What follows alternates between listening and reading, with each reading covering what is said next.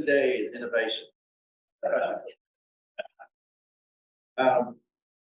You've all heard, the folks online, we got a few people online. For those of you that are online, you don't know about this, but power went down here in the building about 2 hours ago, about 10 minutes after I had everything set up, which was a lot different than what it looks like right now. But as the colonel here can tell you, the battle plan ends the moment feet go on the ground, right? So, so just bear with us. I'm sorry, we have drop cords everywhere. Thank God this is a data center. There was all kind of redundancies. One of the things that I learned this morning with that is the only things that are redundant is the critical units. The cafeteria is not a critical unit, but Joanne and her team was very kind enough to run drop cords through the walls to get us going. We have, and those of you that are in the tech world will understand the MVP. This is the MVP of how to run an event. Minimal viable product. Those know that. Anyway, welcome to our first Forsyth Tech Exec meeting of 2023. Again, we're very happy. This is a program that we tried to do. I was telling Chris and Justin a little while ago that I just think that somebody didn't want us to get this message out, because we tried to do this very program in December.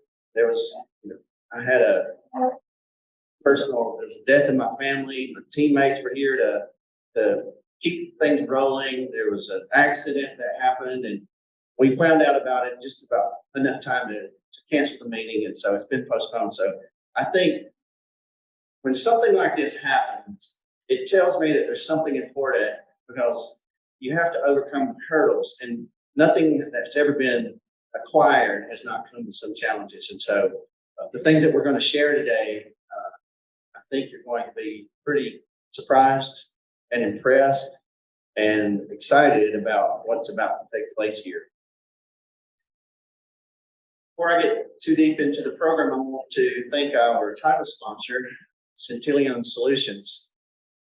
Bencat Chundi has been an integral part of this Tech Exec meeting for quite some time. He wasn't able to be here today, so just when you see Bencat, give him the thanks, because we can't do this without our sponsors. I will mention Fraser and Dieter and the University of North Georgia. They all helped in participation of this meeting as well. So now, I've always been appreciative of Joanne and the things that we've been able to do together, but with her and her staff and the way we've handled this morning, we are long past the fire drill. So, Joanne, thank you for your team and what they pulled together for us to allow us. I mean, really, you think about it, the only thing that we don't have is lights, and with having it here and the doors open, we've got a beautiful day. And I know because I'm looking at the screen over here a few minutes ago, the lighting, they don't know that there's no lights in the building. So anyway, Joanne, you want to come up, because Joanne has some announcements. This is a big day, and I teased about this in my notes earlier in the lead up to the meeting, but we've got a couple of announcements. I've got some to share after she does, but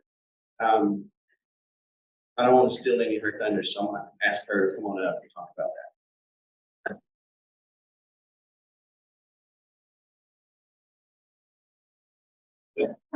Well, thank you, guys.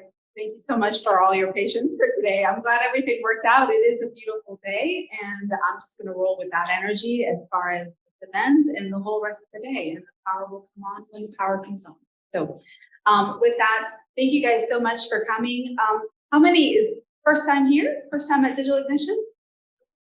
All right, so for those of you that are new, so Digital Ignition, we are a co-working / tech incubator space. And a little history about the building. The The building was designed by someone who was a huge space geek. There was a company that was previously here. He was the president. And so the outside is like the facade of lost in space. And our lobby is inspired by the cockpit of the USS Enterprise.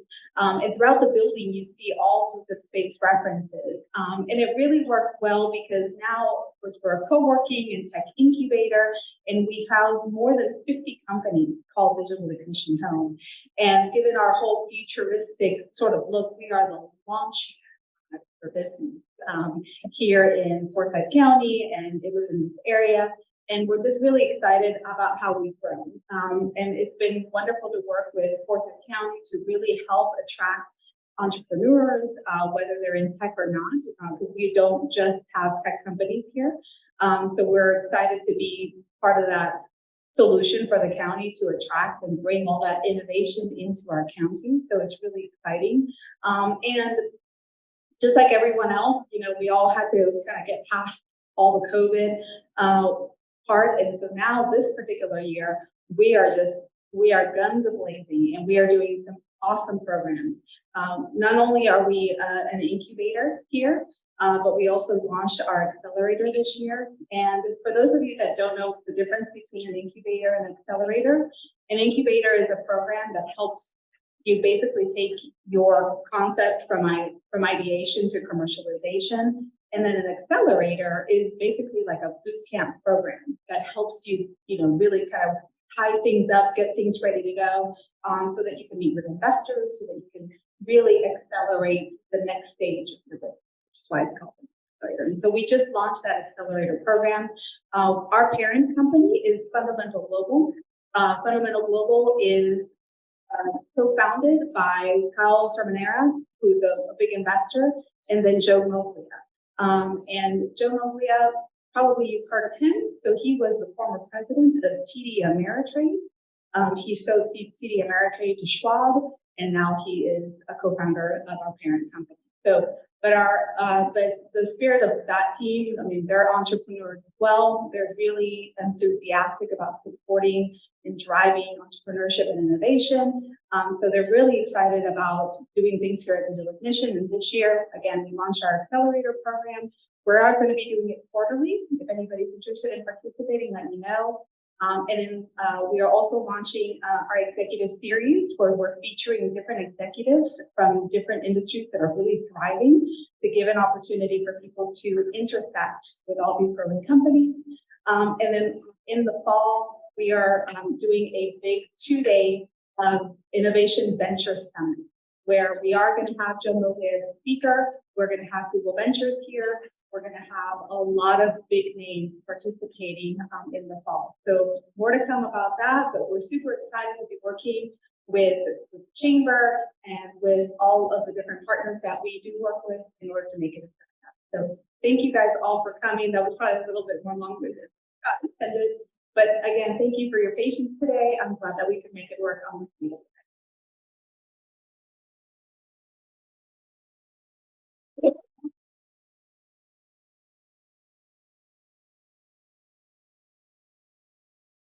She said she thought I would be upset how long that went. She hasn't seen my slides yet. I do have an announcement again, self, but the things, as you know, we did the Talking Traffic Lights event here, Joanne and I, and 6 months after we announced that, this place had, Joanne had just come on board. I had just come on board with my job, and within about 6 months of announcing what we were going to do, this place filled up 100% capacity on the one half of the building, which is what she was managing at that point. Convergent was still over here. She now has 100% of the building and filling that up. And, COVID really, of course, changed a lot of things, but we weren't able to do any of the programming that we had planned. So now we're back together, and we're going to do some programming. You heard about what she was going to do. We're going to do a lot of this in conjunction with each other, finding resources. But if you've been around me anytime in the last couple of years, you've heard me talk about smart cities competition. And if you don't know anything about my history, I've been a part of 8 different startups myself before I got into economic development. And so when I came on board, I've been in and around economic development for almost 20 years, but it was more as a chamber executive and then a chamber board member and things like that. So I have a different philosophy. Instead of going and knocking on doors, I want to create opportunities for people to come to my door. And so the event that we did in 2019, Joanne and I partnered together. We actually did it here in this building. It's called Talking Traffic Lights. Came out of a conversation where I almost accidentally asked a question to the Commissioner of Transportation, Russell McMurray. And I asked him about, like, how do you use technology in transportation? And he's like, well, I'll give you the 30-second answer, but stick around and, I'll have a deeper conversation with you. And I'm like, wow. And first, Kimberly, that was at a Metro Atlanta Chamber meeting. And so I'm like, well, if the commissioner's asking me to stick around, I guess I will. So before it was over with, he's like, give me his card and he says, come talk to my secretary, get on my calendar. Anyway, what grew out of that? Now, I had spent a whole career as a consultant rescuing companies that were going into bankruptcy. So I was having to pinch pennies left and right. I never had a scenario where more things were coming at me, resources, than I was asking for. But through that question to Russell McMurray, grew into an idea that became the Talking Traffic Lights event. And when he told the Lieutenant Governor what we were trying to do, the Lieutenant Governor gave us $100,000 to host that event. And what I was just proposing was, give us a use case, because nothing happens in technology without a use case. They said, oh, okay, so, what do you want a use case for? And I said, well, there's probably 20 things that you want to do at the Department of Transportation, but somewhere you've only got resources for 10, what's 17 and 18? Let me take that up to the incubator that we're trying to start. And, we'll host a competition between Georgia Tech grads and University of Georgia grads. And, I'll raise $5,000 and it's beer money. And anyway, so we were just thinking about doing something local and solving a problem. And all we wanted really was the marketing knowledge to say we were opening an incubator with a marketing it with the Georgia Department of Transportation. Well, when the Lieutenant Governor got behind it, it became an international competition. We had company come all the way over from Amsterdam, wasn't it? Amsterdam, to participate in our hackathon that really grew into a international software competition. The downside, there was a downside. That finished. We finished that, completed it in November of 2019. 4 months later, the world went into quarantine, and we didn't get to do anything. We didn't get to do 2.0, if you will. We didn't get to capitalize. I mean, I've never had a scenario, but we literally had open access to GDOT's marketing department. We blasted this event all around the world. Well, 2 years ago, Russell McMurray was up here and he said, let's do something again. He says, what are you thinking? And I'm like, let's do smart cities. He says, love the idea. The folks to talk to. Let's do it. So the last 2 years, I've been trying to do this smart cities thing. And the reason I chose smart cities, and if you don't know anything about smart cities, it's really how you leverage emerging technologies for government services.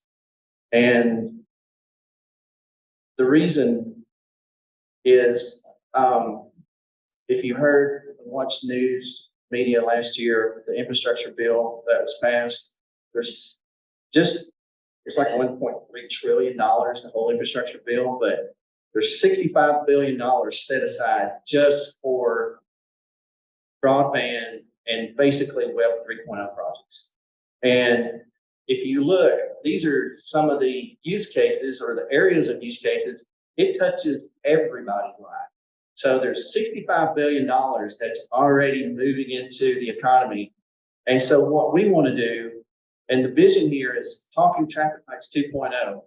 we want to host a competition where we invite companies from around the world to come here. And come here is a little well, I'll get to that part in just a minute, but we do want them physically here. But the competition itself, we're going to host in the Metaverse because we don't want 20, 40 companies flying from around the world to participate in something that's really, the whole event's going to be digitized anyway. But 2 years ago, when all of this started, and really the genesis probably went back, Eric Hornsby, who, raise your hand, Eric. Eric Hornsby was our keynote speaker, and Eric and I met Eric on my second day here. He was vice president of sales for LG MRI. And we started talking. We have some similar interests in technologies. And, you know, everybody needs to have a good conspiracy theory buddy, right? So Eric and I talked about, you know, world domination and you know, how emerging technologies is really going to change the world as we know it. And so I asked Eric to be our keynote speaker at our Talking Traffic Lights event. We stayed in contact, and we lost contact for a little while during COVID. And when we reconnected, he told me that he had left and he was starting a company with his partner, Steve, and was sitting here next to him. And basically, their device is something called SmartPoint. And, you know, we'll talk about that more. You're going to hear a lot about that in the coming weeks and months.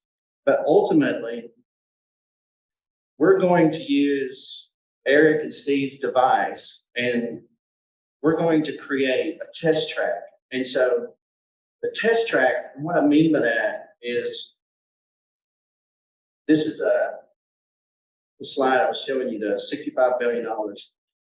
Just think about that for a second. $65 billion for the next 5 years, it's going to enter into the market to build applications that don't exist right now in the Web 3.0 marketplace. You didn't tell me it did that. I have.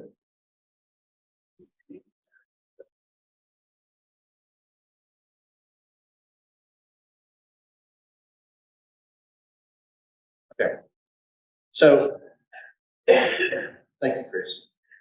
So if you know anything about the city of Peachtree Corners, they have the Ollie train. It's an autonomous vehicle track, really, that the purpose of it is to move people around the city of Peachtree Corners to their convention center. But they have an incubator facility called Curiosity Labs, and they are hosting companies from around the world to sit and practice and test on top of their track. So and most of you here in the room are technologists. You understand it's one thing to create at your desktop, but at some point you got to get out in the field and you got to test. And so Curiosity Labs, which is just down the street, 27 miles for exact, 27 miles from here, that they have this track called Curiosity. Well, actually, the track's something else, but Curiosity Lab attached to it. But they're hosting companies from around the world that come there and create and test on that track. Now they've staked out their planted their flag for the autonomous vehicle. And when we 5 years ago were trying to decide, when we recruit technology companies, who do we want to recruit? We didn't want to compete with what Alpharetta is doing in the fintech sector. We didn't want to compete with what Peachtree Corners is doing with autonomous vehicle. We chose emerging technology, blockchain, AI, and IoT, because we felt that would add value to both sides of us, and we would have our own unique spot. So with the help of Eric and Steve, they are underwriting, SmartPoint is underwriting this competition. So they're basically doing what GDOT did for us last 2 years ago, 3 years ago now. They're sponsoring this smart cities competition. And so what we're going to do, very much like the city of Peachtree Corners, and they are involved in this, we're going to create our own test track. So you all came in, there's only one way in, so I know you came by there. But right out front of Halcyon, we're gonna drop 7 of Eric and Steve's SmartPoint devices. And, you know, stick around, because I know, you didn't come here to hear me, you're here to hear Chris.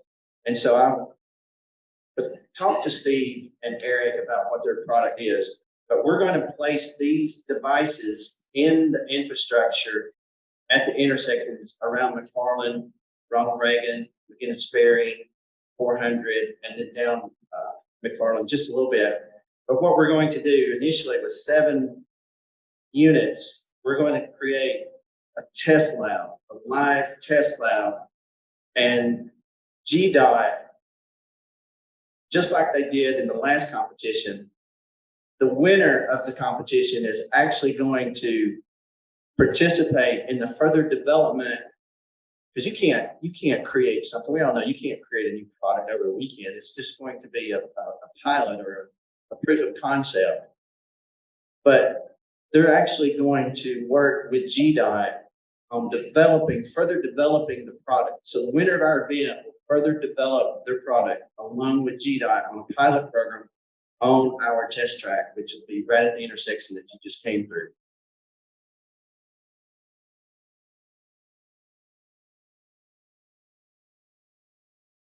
The X's, the red X gives you a little idea of exactly where we're going to place the SmartPoint devices. And just to give you a brief summary, and Eric's going to throw something at me if I get it wrong, so I know I'm safe. These are advertising boards, directional advertising boards. You see them? They're actually, you've seen them if you've been to Avalon, they have directional advertising boards. But we're going to do that. We're going to put that in high traffic areas on county right of ways. And Eric is taking the LGMRI product that he used to sell, and he and Steve together are going to put the technology inside that will make this a micro data center at the edge of traffic intersections, high flow, and not just cars, but multiple road users, like you see at Halcyon, where everyone that intersects that's not wrapped around 3,000 pounds of steel will interact together. So high traffic, walking, cars, but we're going to place those devices around Halcyon, and it's going to have edge computing technology. It's basically a micro data center. It's a micro data center that's at the edge where processing and data storage, all of it is done in a light environment immediately. It doesn't have to go across the internet. Here's another application of one of those devices. This time it's just hung on a street pole. There's a lot more to it than that, but again, we really want to get to the meat of the program. But GDOT has given us a use case. Brent is over here in the corner. You can't go back and tell them this, but they've given us a use case. We've already solved the use case. The device solves the use case. What we're trying to do with the competition is just like the iPhone. I had the first Nokia smartphone, which was basically a Nokia device with Windows stuck inside it, and it died. Lost a lot of money because it was an expensive big brick. But where Steve Jobs was different is he created an ecosystem inside the phone, smart applications. That's what we want to do. We're going to use, with the help of GDOT, we're going to use the competition to create an ecosystem that basically would create an app environment in the Web 3.0 ecosphere. So all of this came about 2 years ago. I was having a conversation with Commissioner John, and he said that he would like to have a smart corridor here. Well, what is a smart corridor? Well, basically, it's where you have Web 3.0 devices, just like Eric and Steve's SmartPoint devices, along an area where smart vehicles, autonomous vehicles, smart apps, people, mobile road users, bicyclers. If you think about the bandwidth that this is going to take, if you think about the latency that it needs, that's what Web 3.0 is. And so we're using the competition as our entryway to create with the initial 7 devices that'll be here at Halcyon, but we're eventually going to go up. What you see right out here, we're going to go up Ronald Reagan, and then we're going to go down. And this is where I bring the city of Peachtree Corners back into it, because Eric and Steve have already sold a bunch of devices to the city of Peachtree Corners. They're making their autonomous lab even bigger. What we want to do is we want to connect all of these devices, starting from Halcyon, up Ronald Reagan, down 141, and create a smart corridor that actually goes across multiple jurisdictions. We've already talked to the city of Peachtree Corners. They want to participate. The city of Johns Creek, they want to participate. And so what we will have is 27 miles. And that's why I know how far that is, because I've actually driven it. But from here up Ronald Reagan down to the city of Peachtree Corners, it's 27 miles of a live smart corridor lab. And I've talked to the state, I've talked to Georgia Power, and everybody loves when you do regional projects. What we want to do is we want to bring these companies. These are the companies that are right now creating in the smart cities ecosphere. But at some point, they have to get out and test in a live environment. We want them to come here. This is one of my favorite quotes, and this is just total gratuitous because I made the slides. But Bill Gates, my favorite quote is, when someone claims that technology is going to change something overnight, it never does, hardly ever does. But if you look and you go out 10 years and you look back, it probably did. So we're, if we get this, and we will, because the reason I'm making this formal announcement today is because I got permission from the city. For those of you that are not in the room live, the lights just came back on. But the county just gave Eric, Steve, and I permission to drop these 7 devices around the county. We actually met, we're in contract negotiations. So it's just been a dream of mine to do this up until last week when they told us that we could. So as my wife will tell you, if I have the choice of doing something difficult or doing something easy, I'll always choose the most difficult route. But when you do something like this that's never been done before, it is a mountain of hurdles to cross over when you start looking at the legalities that are involved, because we're pushing boundaries in a new ecosphere that, that it spooks a lot of people out. But we want to be there because we want people to come and work on our infrastructure, because that's where the world's going.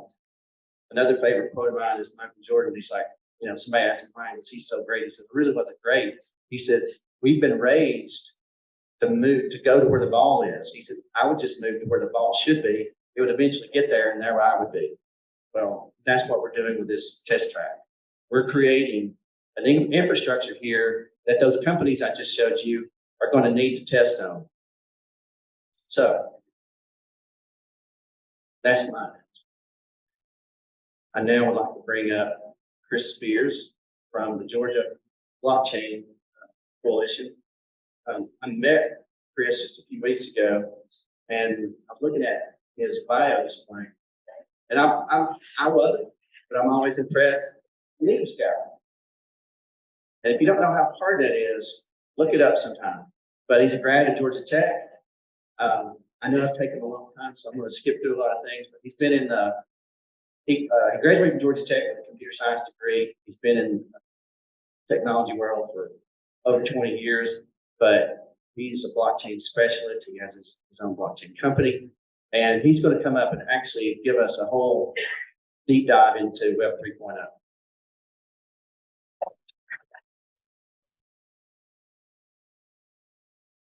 Warren was they have a very big hand in that. I'm Chris here. That back there? Yeah, you're good. Okay. Chris Spears with the Georgia Blockchain Coalition. We're a set of volunteers. I think we all have different experiences, matter from different view. Mine was computer science at Georgia Tech. I ran a marketing technology consultancy here in Atlanta for 17 years, and had a chance to exit that business and pursue a new dream in the blockchain category. So I'm doing that. And what we're going to go through is my primer on blockchain and Web3 and where I think this is all going to go and potentially next. If I'm not taking a breath, raise your hand, ask me a question. Please don't hold anything back. So Chris Spears, Justin's on the Georgia Blockchain Coalition team. Feel free to grab on this and ask me questions.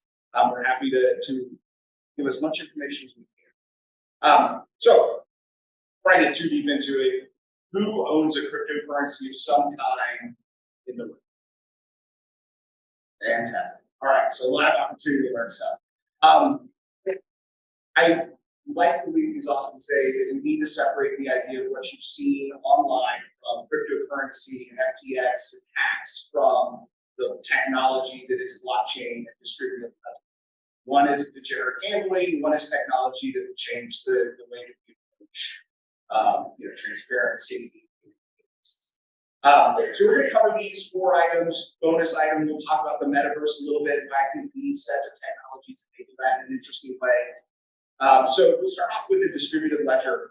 And in the simplest terms, this is just a database. It is a database that is spread across thousands of computers all over the world. It is immutable. So once I write something to that database, nobody can take it away. It is out there. It doesn't get deleted. There's basically it's called consensus where all the machines that are on the network say that's an accurate record. It's been written out there. And the last little bit of it is that it's programmable. So I can start to create contracts on this immutable database that takes action. That is a permanent action, whether I sent you a financial transaction, whether I created a piece of art and distributed the ownership of that art across this room. Those are the types of different programming that you can see inside of a distributed ledger. So that's kind of the core technology that powers blockchain, right? From a Bitcoin perspective, which is the most popular, it is all those things minus the programming. It is a transaction ledger where I earn a Bitcoin and I can send a fraction of it to someone.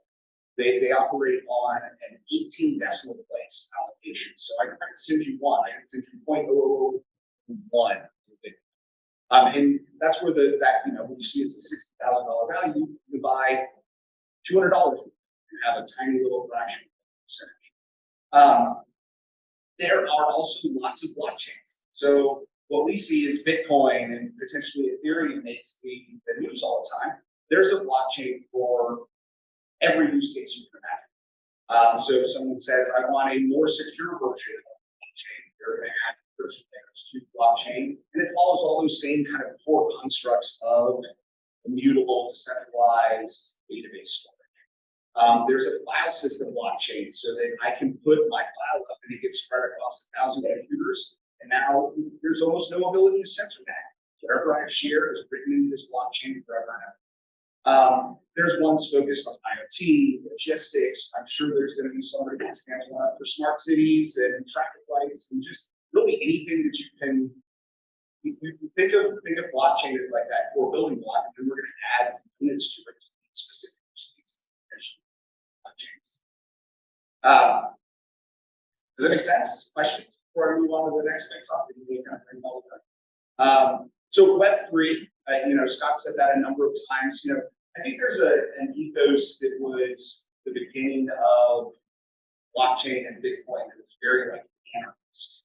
Like, we don't want power in government, we don't want power in big business. I think that's changing. I think the government's going to step in, they're going to either regulate all of this stuff, and that will wander off to the next technology. But Web3 is very much rooted in that. It's this idea that Facebook shouldn't own all our personal data. It should be stored in Chris's digital wallet, and I should be able to sell it, and I keep it up to date.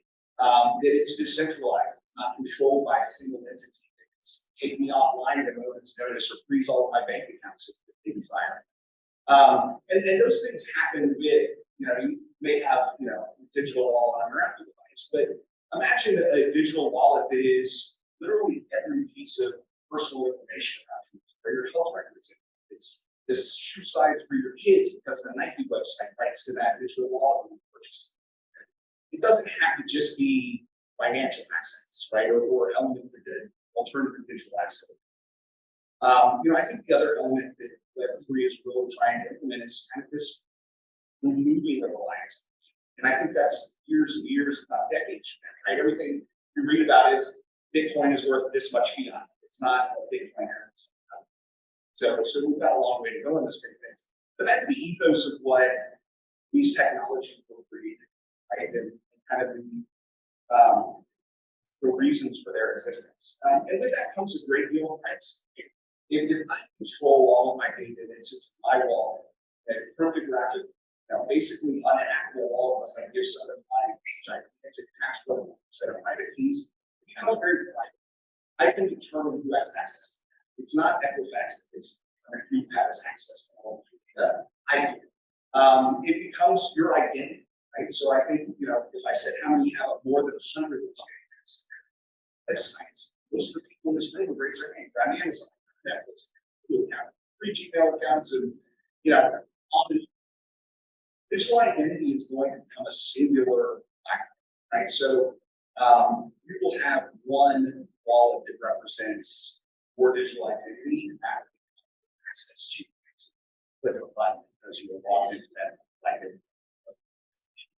And in your call, when you're driving down the road, that identity would be associated with the vehicle. I think one of the other Web3 benefits is absolutely that censorship habit, for better or worse, right? I think the idea that I'm going to have a Facebook equivalent that is built on top of blockchain means that nobody can moderate. That can come with a lot of consequences, and there's a lot of legality around how to manage that I think is yet to really even be considered. And then lastly, the idea of Web3 blockchain is that it is peer-to-peer. I don't have to use Venmo to sync it. I don't think, which is, when I say Venmo, it feels peer-to-peer, but they are an entity that can be sued by the government to report on who sent that money to who and their wallet. If I have your wallet address, it's pseudonymous. I can send you something, and nobody really has any ability to go after the originator or the receiver. I think that leads to conversations around, well, it's just going to be used for fraudulent activity. And there's enough statistics out there. I don't have one of them in the stack, but there's more fraudulent activity with the US dollar done in a day than blockchain ever did. So fiat currency is not less nefarious than crypto. Just crypto is easy to point out and go after. That was which leads me to digital assets. I think one of the concepts that's hard to wrap your head around until you really dive into this category is that on-chain activity represents every single type of financial activity that you can imagine. There are brokerage accounts on chain. There are options trading on chain. There is fractional ownership of my home on chain. I can buy stock on chain. Everything is in this one wallet that you might have spread across 15 different, institutional accounts that you can work on. And I think, the paradigm shift for me is when will companies start to look at my on-chain activity to drive my credit history and my ability to buy something? I was saying to Joanne, I don't think of this as a 100% shift. I think of this as you own real estate, you own bonds, you own equities, and you own digital assets. And they will become part of your diversified portfolio and make up that overall, how you pay for things. And it's a matter of convenience, a matter of care, or what you're buying. Is that all making sense? Questions? Trying to go fast as I want to make sure there's time for Q&A and just get you guys all out of here at time. So I personally, I think everything will become a digital asset. I think ownership in companies becomes a digital asset because it improves liquidity. Cap tables are extremely clear. There's just a lot more transparency to it in that fashion. I think, most of what we would consider alternative assets today become tracked and documented as digital assets. You know, we could all come together. And I think there's interesting use cases out there. And I think there was a group that came together and raised, $40 million to buy the last version of the Constitution that came. They lost it, but it would have been a group of, 3,000 people that owned some fractional component of the Constitution. There is a group that came together and raised $20 million and bought a golf course as a group of people. Now they all have a fractional element of this golf course, and they have a membership in it. And, but it's a transformation to own assets that might have otherwise been unowned. Right? There's not, for the time being, there's not an institutional investor or an accredited investor. Can you legally put $1,000 into this golf course, or can you buy that little tiny fraction of it and get a return? And I think those kind of things are going to continue to open up asset classes that maybe the rest of us didn't have access to. I think another one, is contractual obligations. You think about smart contracts that you can't manipulate. What if there were smart contracts for how much charity distribution? So there's a hurricane fund smart contract that gets set up, and it says the first $1 million that goes in automatically gets shipped to this company that's going to deliver water. The second $1 million goes here, the third $1 million goes there. And it becomes a one-time written contract that doesn't have to be managed. And, there's somebody taking 20, 30 points off the top to handle the contract management. Another digital asset that I think is most likely is like loyalty. Who has Sky Miles that they would love to have liquidity around and they can go sell because they're just not using them, or they've been collecting forever, or they need to buy more for that one ticket. I think you will see, and Starbucks is already testing loyalty on-chain manner. They're issuing NFTs, putting those out there as kind of giveaways for folks that are in this category. But broadly, think of the blockchain and digital assets as something that would enable liquidity for something you have that may not have had. If that makes sense. And again, kind of adding to that total financial package that a digital wallet can enable for a person. I think there's a very common question about blockchain for business, and unfortunately, there's not a stat that's been put out since September 2021. But 81 out of the top Fortune 100 companies have a significant blockchain project. And that was 2 years ago. The updated version of that article was done in October 2022. 65 of those companies have moved outside of research and development around those projects, and they are actually using it in kind of their ongoing businesses. I think there was a logo up here in Scott's slides for a company called Provide, who's written ledger technology that is powering Coca-Cola bottle and financial transactions with the Coca-Cola mothership. So they built a whole kind of private blockchain for that group of companies to do business together. And I think the next question is, what's the benefit of that over a traditional database, some of the other databases? And think of the last element from the distributed ledger tech as being trustless. So take your LinkedIn profile. All of us are 100% honest, and we've never put anything out there that is, even a slight bit.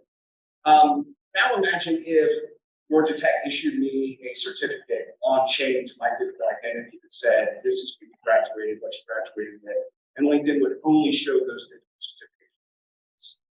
If, when you go to take your Harvard data analytics class, they issue you a certificate, so that's the only thing that would show up on that. It becomes a trustless environment if you know the initiator of a certificate like that, and then it's stuck on chain and it's associated with Chris, and I can never transfer.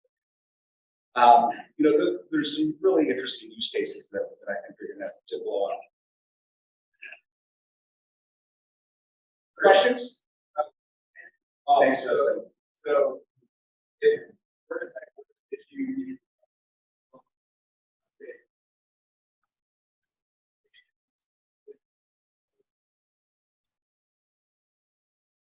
Yeah, that's a great question. So basically, could Chris create the Georgia Tech certificate and send it to Justin? What you would have is there would be certification bodies that say this is the law and address associated with Georgia Tech. This is the law and address associated with digital edition to certify that you were a founder. And there would have to be some kind of registry for all that. The other element that I would expand on in that specific use case, there's this concept of soul map. So you can issue a funds. I'm going to send it to your wallet and transfer. Right. So that kind of prevents people from getting work effectively themselves too. So I was talking to Sandy, and there was a question about like, what are the specific use cases? There are lots of conversation, right? I think if you're a big corporation, you figured out a use case that you can say you did something blockchain. I think if you're in the startup world, there's a lot of like, well, you could use blockchain to do this, and maybe it will solve that problem in an interesting way. And there's a number of blockchain for blockchain's sake type projects. But I also think there are projects out there where they're saying, if we install smart meters on the oil pipeline in Colombia and it measures every gallon of oil that passes down that pipeline and gets saved on chain, we eliminate corruption. Because nobody's leaking oil out of something. If you kind of dig in, there's conversations. Just think about where companies have to share lots of information that, if you wrote it once and it was immutable and you didn't have to worry about somebody who changed it or manipulated that data in any way, you wouldn't have to validate it. And I have an example I would give that I think is interesting is the mortgage industry. So you apply for a mortgage and you've got your set of documents you send the originator. Then they send it to an underwriter. And then the underwriter has a recertification process after the loan has been issued. Then they bundle it up and resell it. And that data gets looked at 5, 6, 7 different times at hundreds of dollars per review before it's all done. Like, why isn't that done once, appropriately, effectively stored on chain, and then the banking system can share that all? Those are the kind of use cases that I think you're going to see become more relevant. Imagine, scenario where instead of title insurance, your title history is written on chain. You have a ledger. It's a public database, which is what's interesting about it. Anybody can look at it, and understand what's happening there. And that gives us a level of transparency that we just don't have today. So when this gets sent out, there's some other interesting, use cases in here. Whether it's related to advertising, elimination of advertising, click fraud. Because you're tied to a digital identity, and that's going to wire you back to a specific person instead of some machine that's just hitting ads over and over again. There's a lot in the logistics category about chain of custody. I can watch this item move through this different different series of ports and ships and trucks. That becomes a transparency level that today we don't have. I think other considerations about blockchain is just, is it anonymous? And I used the word pseudonymous earlier because anybody in this room could have a wallet and I wouldn't know that they have a wallet or that it's associated with them. If you think the government doesn't know that you have a digital wallet, you're wrong. Like, they are buying that data, they're collecting it in ways that they can say, these 6 wallets are Chris's, and anything that he does in them, you're tracking back to Chris to make sure he pays his taxes on them and does all the right things. So there's this idea of anonymity associated with blockchain, but it's not.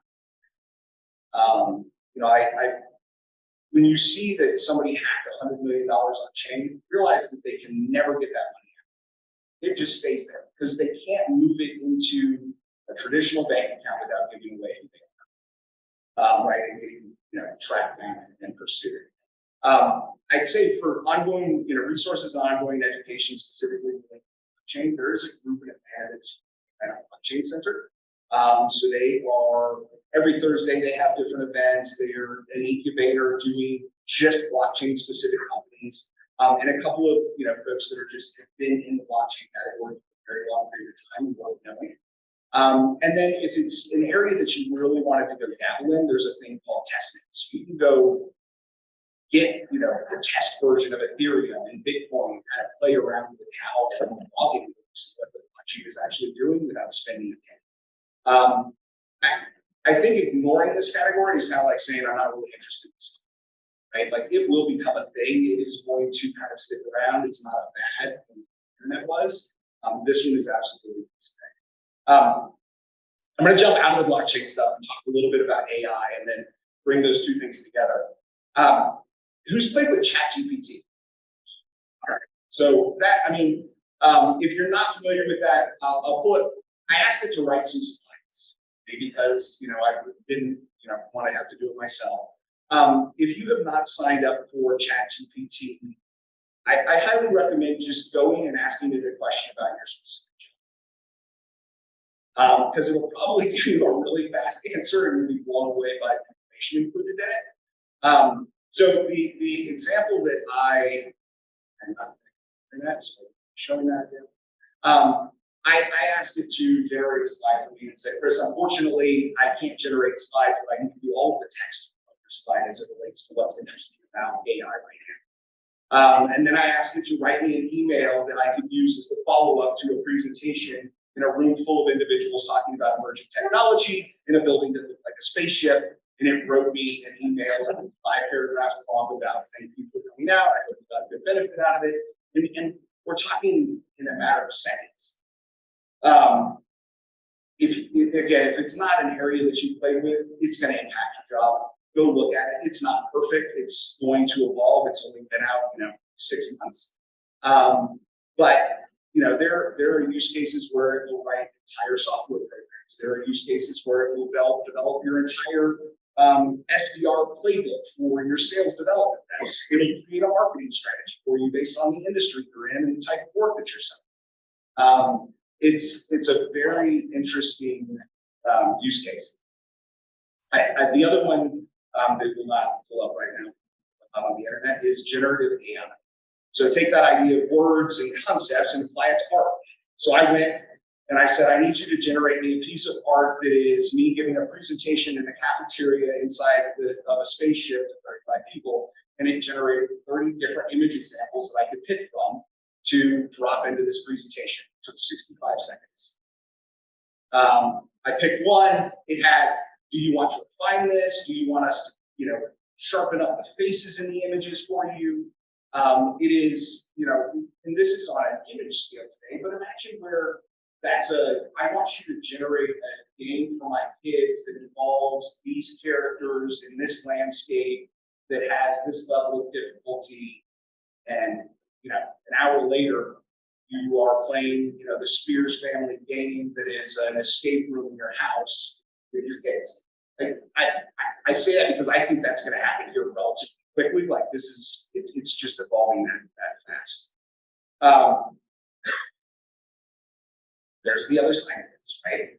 So Facebook engineers have come out and said, we turned off our AI because it started talking to us in its own language that we couldn't decipher. What was it doing? The CEO that produced ChatGPT has come out and said, there are too many clones happening too quickly. You are paying attention to safety and security. There needs to be regulation in this category. And then there was an article after that where the Stanford guy, a group of Stanford research people recreated ChatGPT for $600 of existing tech that they wired together. And I think that there's a lot, Elon Musk gets up there all the time saying that the world's going to end if we don't control what happens with AI. It's going to evolve faster than we can. Which leads us to which one of these worlds do we end up in? Is it the nice, happy, robot that helps us out, or are we all going to be, servants to the overlords that are machines? Today's version of AI is still unconscious, right? It is not aware. It is very helpful, right? When I say it's going to impact your job, it could probably write your disaster recovery plan for if the power goes out in the middle of an event. It would ask you some follow-up information like you have a generator, but here's the 37 steps you need to do when the power goes out. It's really powerful and interesting. Go play with it, ask a question about what's your specific interest on. Which leads me to the final area that I'll talk about, which is the Metaverse. And, Scott, I love that you guys are going to host that event there. I think our version of the Metaverse is just woefully naive, right? It's digital avatars dancing around a very polygon-shaped world, and doesn't really give us that true sense of being in this room together, experiencing this power outage as a unit. If you haven't seen it, there is a movie that came out in 2018 called Ready Player One. This has been in every single one of my presentations that I've done on the Metaverse because I think it's an incredibly accurate representation of where this all will reach in probably the next 5 to 10 years. They go through the societal impact of all of us staying behind a screen and not coming out to actually have humor and interaction. They have digitized every kind of asset that you could imagine, so much so that you can take out loans and go into debtor's prison where you work off your loans inside of a digital world. It is a very good representation. If this is something that you're comfortable with or understand, just go watch that nerdy movie and it'll speak to you. And then there's another one that you can click on it here. This is a YouTuber that has spent 15 grand to completely recreate all the assets that were used in Ready Player One. He's got an omnidirectional treadmill, which means you strap yourself in and you can run in any direction without moving. He's got a device that he attaches to his computer that creates scents, so that if he enters the flames of Mordor, or he smells sulfur, and it gives him that reaction to the environment. So obviously we're not going to spend $15K to create those kind of environments, but this is going to collapse to a $500 device that, or part of your room that you set up. Your kids live in there. Right? You're not going to yell at them about their iPads. You're yell at them about their alternative life they're living. So some final thoughts. I went to tech and dropped out in 1999 and went to Boston and played in the startup world and watched that bubble burst and explode and came back and finished my thing. In 2020, I sold my business and went into the blockchain world and watched that bubble burst, and I'm still waiting for it to come back out. But I got out of marketing technology and Web2 internet because I look at what blockchain can have the impact that I believe it's going to have, and I think we're on that same 20 to 30 years of just everything transforms around this technology. So with that, hopefully it was informational, on time, and open to ask questions.